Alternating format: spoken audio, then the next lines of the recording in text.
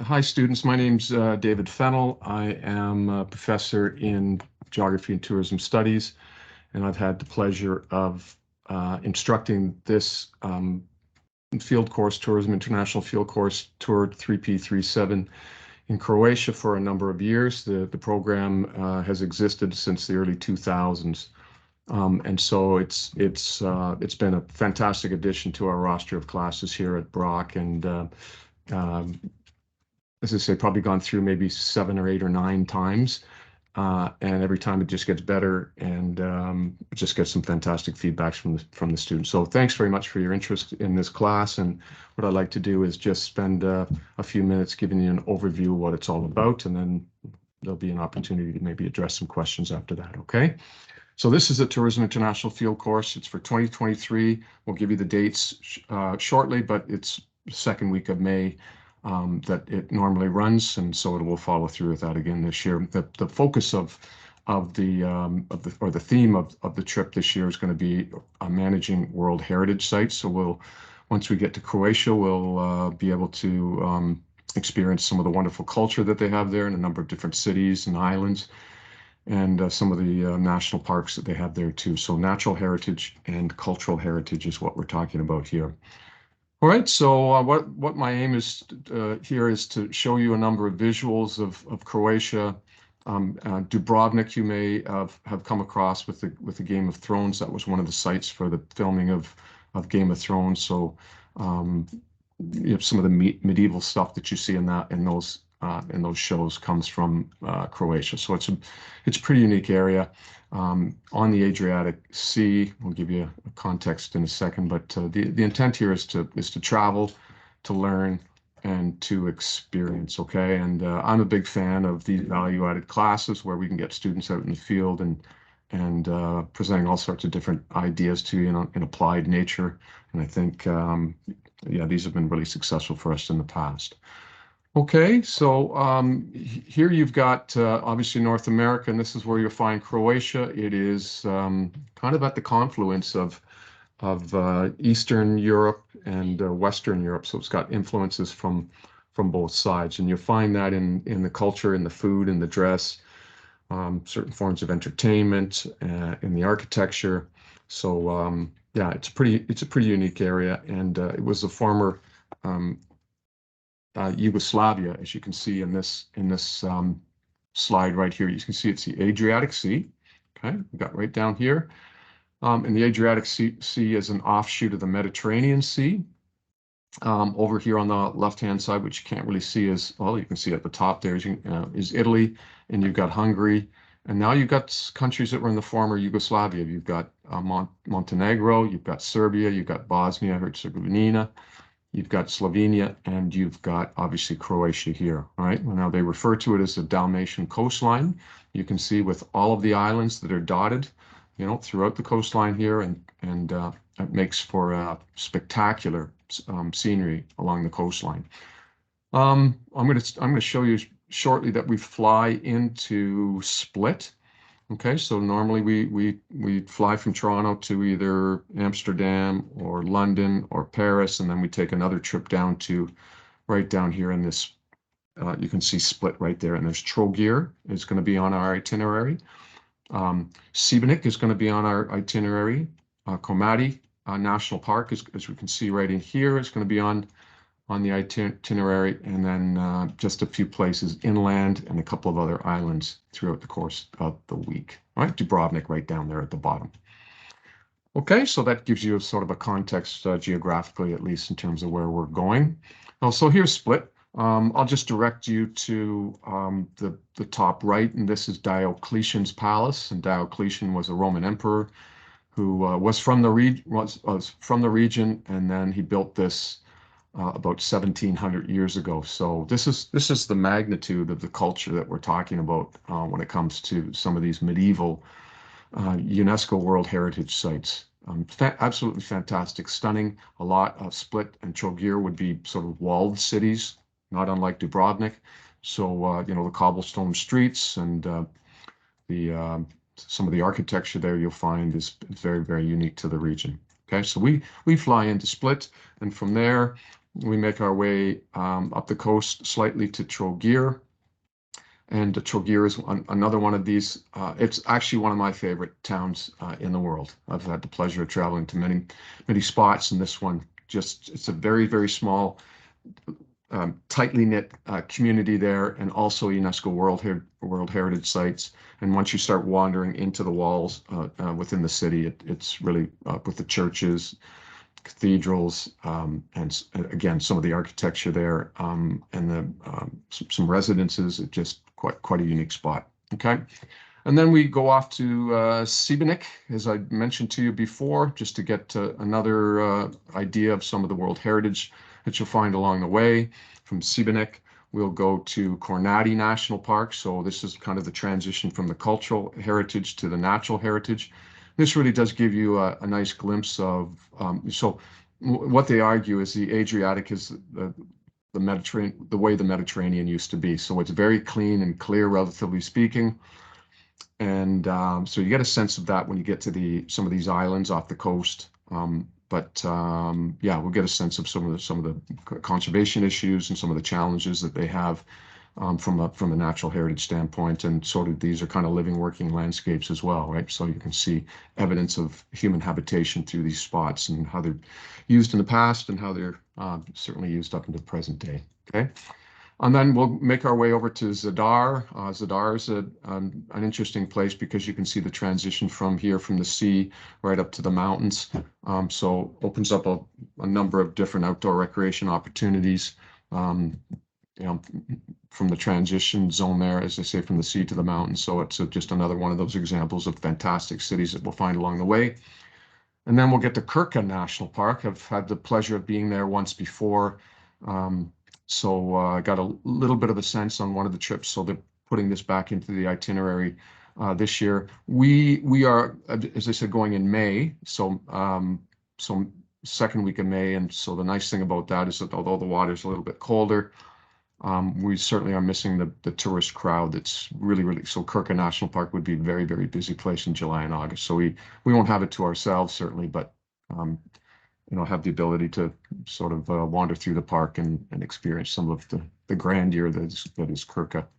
All right, I'm not going to open this, but I would urge you, if you, again, maybe you've already done this, is to open up some of the clips, especially on some of the things that we're talking about here with Krka, and Kornati and Zadar and other places, just to see what you're going to be up against when you get there. So I wanted to give you some program details. Open to all Brock students, including incoming letter of permission students. Okay, must be 18 years of age or over by the time of the trip. Spend 1 week in Croatia and doing lots of, well, hopefully they'll have some of these outdoor recreation opportunities on the itinerary, whether it's this, as you can see, with stand-up paddle boards or maybe some other things. But we'll show you, the boats that you're going to be on, and so you get a sense of what that's all about. So you're taught by scholars from around the world. So we get some of the founding fathers of the tourism industry: Jafar Jafari, Eric Cohen, Chris Cooper. Not quite sure who's going to be there. They're going to be with me in terms of giving lectures in the morning, and we do industry stuff in the afternoon. So you'll be on a boat with 3 or 4 other Brock students, or maybe 5 other Brock students, and you'll be mixed with students from other universities in Europe and Asia. And so that's a wonderful experience. And but what we'll do is we'll just jump boats. So you get a lecture from somebody different every morning, but you'll stay on the same boats. You're going to earn half a Brock credit, okay, as we said before, Tour Geography 3P37. Their coursework is completed before and during your week in Croatia. So what I'll have you do is write a short paper on, we want to be educated, smart tourists when we get over there. So I'll have you do an assignment on sort of the natural history and the culture and the economic situation that you'll find in Croatia. So you once again, we'll get there and we'll know a little bit about the place that we're traveling to. And then the other aspects will be a presentation that you're going to do, a shared presentation on Brock University to your counterparts. You're going to be marked on a journal that you'll have to keep. You'll be marked on attendance, and you'll be marked on one other sort of group presentation that you do as a boat, okay? So yeah, you're learning alongside other students from around the world. You'll get credit that will count towards your tourism studies or geography major or minor or as an elective credit. So please do consult with your academic advisor. All right, for us, Samantha Morris, right, who's been fantastic in helping to pull a lot of this stuff together. So much appreciated for that, to see where the credit fits into your individual program requirements. Okay, so I don't have the itinerary and the schedule to share with you at this stage of the game. It's a little bit early, but when that comes around, you'll see how detailed the itinerary is. And how much stuff that we kind of stuff into a week, which, I mean, we're traveling there, we're investing our time and resources into that. I think it's really important to sort of extract as much out of this experience as we possibly can. Okay, so the food is on the boats is hearty, to say the least. There's lots of food. Nobody starves. And it's a mix of what we sort of conventional food that we would find here in Ontario or in Canada.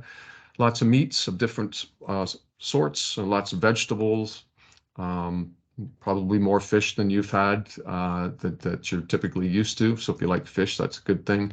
But also there are some dietary restrictions that they'll take into consideration. I'm celiac, so I don't have wheat. So we'll just communicate all that information to them once we have the roster of students and what those needs are. Okay. And so let's just look at some of the costs and other specifics here. As I said, it was going to be May 6th to 13th, or second week of May 2023, from Trogir as our port of departure, managing tourism World Heritage Sites. The price is going to be so 750 euros on the deluxe boats, but the decision has just been made this from all of the participating partners is it's going to be 640 euros on the premium class boats. Right, when this includes your full aboard in twin or triple cabin, transfers to airports and split and Zadar, all entrance tickets, site visits, excursions to destinations. All of this will be covered by the national and local sponsors that the organizers put together, which is absolutely fantastic. That the woman, her name is Professor Nevenka Chablik. She's at the University of Zagreb, and she has worked in the industry for years, and she knows the people who own these boats. They are Croatian, but they're working out of Bavaria in Germany. So this is why she gets these boats at less than half the cost of what it normally would be. Okay, in addition to the quoted prices, every participant is required to pay 35 euros, 5 euros per day for harbor tax on the spot. And hopefully this is going to be picked up by the sponsorship or the money that's going to be provided by a couple of pots. Would be Brock International is going to have some funds available to you, but also the dean is going to have, the dean of social sciences, Professor Ingrid Makis, is going to make a considerable amount of money available to students that will cover all of your costs. Okay, so yeah, we're going to take out the luxury boats there, and we're going to get on the premium boats is the next topic, and then the flights from Canada to Split, Croatia are not included and need to be booked individually by the student, but we're working on that. I'd like to go over collectively, as a group to see if we can possibly do that. But that's going to be $1,200 to $1,400. You're going to pay that up front, and then you're going to be reimbursed in your accounts, right, with the money that we have available from the Dean and Brock International. Okay, so those are the costs. And yeah, I look at this photo all the time. This is of the island of Vis. We're not going to go to Vis at this time, but we have in the past, but just give you a sense of some of the spectacular scenery that you'll find. And once again, it's the interface between the sea and the land that is so striking and spectacular there. As I say, one of my favorite places. I said Trogir is one of my favorite cities, but Croatia as on the whole is absolutely one of my favorite countries. The people there are very accommodating, and you'll get this wonderful scenery. Okay, so who will be joining us? It's going to be the University of Haifa in Israel. They're going to be with us. We're going to have the German University of Technology that they've got a campus in Muscat in Oman. We're going to have the University of Applied Sciences, and they are in Munich. This has been one of the partners that's been with us since day one. Again, I joined in the second year of the program. The first year of the program was something like 2001 or 2002, as I sort of think back to that point in time. University of Zagreb, of course, with the Croatians. And the cool thing here is that Brock is the only partner from the Americas, nobody else. So we are, when we go over, you're kind of a novelty, right? Because they're used to dealing with Europeans for the most part. And so they don't have much exposure to people from North America. So when you go over there, you get lots of questions and lots of curiosity. So they really do like to have us for that reason as a partner on the trip. Okay, so how to apply. Applications deadline is December 16th, okay, at 4:30 p.m. And what you'll need to do is just to fill out a very basic outline or an application form, okay, and as you see the link there or a scan. And the deposit, if approved to take the course, a deposit of $400 Canadian for the course will be charged to, once again, to your student account by February 6th. The balance of the in-country program fees will be charged to your student financial account by July of 2023, just to give you sort of a rundown on how that's going to work, okay? So yeah, just some more. This is once again VIS by night or by dusk. And so you can get a sense here of the boats. The lectures, as we said, take place in the morning. I'm not sure what this is, but I'm presenting in the top there with some of my colleagues from Germany. And the students, it's a pretty relaxed atmosphere. You get into these recliners, and we kind of lecture from 8:30 or 9 o'clock in the morning until about 11. And then we're sailing at this time, and then we go to a port, and then we get off and we do industry stuff in the afternoon. Right, and then as you can see on the left-hand side, we have a number of boats that typically raft up as we get on shore. And so then we get to a port. After that, we might be staying in the place that we have our industry stuff. Typically, that's the case. We have our meals on board, and then we have the opportunity to enjoy some of what Croatia has to offer after dinner as well. Okay, so students and the connectivity there is outstanding. In fact, a lot of students revisit or go to places. The students that they've met on the trip, they've got sort of these lifelong friendships that they develop. And I hear from students many years down the road that say that they're still in contact with some of the people from, Israel or from Germany, etc. Other partners in the past have been from Finland and from Spain. Such, it just kind of changes on a regular basis. Okay, so yeah, those are some more attractions. And then here's our last slide, just to give you sort of a better view of what some of the boats. This looks like a little bit of one of the older boats. So we're staying and sleeping in the berths that we have on these, or the cabins that they have on these boats. And you can see you can wander around and get up on the decks. And once you're finished your obligations for the presentations in the morning, and after we've done our industry stuff, there's pockets of time during the day that you can experience just one of the decks. I've been to Croatia, as I said, probably 7, 8, 9 times, and I think it's rained on us once. So I'm keeping my fingers crossed and making no promises, but yeah, we're fully intending having some beautiful weather, as you can see in this picture. Okay, but you may also want to look up ID Riva, R-I-V-A, so ID Riva Tours. This is the tour operator that runs everything in Croatia. Once again, out of Germany, but having their business in Croatia there. Okay. So anyway, why don't I just open it up to some questions for you, and we can deal with those. And once again, after this, I'll just open up the sort of the channels of communication. I'm sure Sam would be absolutely fine in answering some of your questions, but I would as well. Okay. Okay, Dave. So the first question is, how safe is Croatia?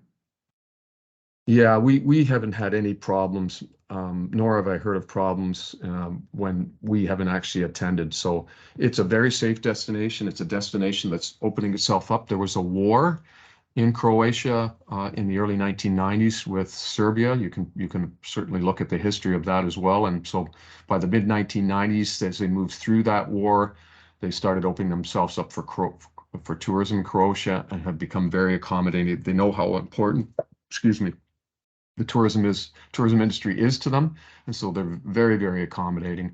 And also, I should say that the language spoken for everything that we do there is English. So you may think that they'll be speaking Croatian or German or other, and they may be doing some of that speaking, but everything is done in English. Okay, so very safe destination. We've had no problems in the past. Great, thank you. Another question we have is, who is eligible for the Dean's funding? What will it cover and how will the students receive it? I know you covered a bit of that, but. Right. Well, the dean is making available $3,000 per student on this. And I suppose in terms of availability, Sam, I think anybody who is registered in the class would be, it's an option certainly for them to capitalize on that money. Brock International, Sam, I don't know how much that money is being made available. I'm not sure if you've been in contact with them, but I think certainly there's enough funding to cover all of the costs of the trip, the flights, the room, and the board. But the one thing it doesn't cover is the price or the cost for the course itself, which you'll have to pay. I'm not sure what those are, $800 a class or something like that. It's a 0.5 credit, and so you'll have to cover that cost yourself. Yeah, and it's an OSAP eligible course too. So that's something, if you have questions about OSAP, you can talk to Brock Central about that as well. So the Dean's funding is open for all Brock students. The only students who won't be eligible from Brock are students who got the Dean's funding for the Vancouver Field Course. So those students will be eligible for, I believe it's up to $750. I just heard back from Brock International Services today. So they'll be eligible for up to $750 towards the program fees. So that is the most recent update, and everything, like Dave said, will go straight to your student account in next semester. Yeah, thanks, Sam. And I don't think we have any other questions right now. Okay. Well, listen, thank you very much for checking this out, and thank you very much for your willingness to sort of quite literally jump on board with this class. It's a spectacular opportunity. It's transformative. Students have told me it's changed their lives, and just because of the professionalism of how it's run, I think it's going to be very impressive to you. In addition to everything else, so please, if you have questions, feel free to reach out, and I would be happy to chat with you about that. Okay, take care.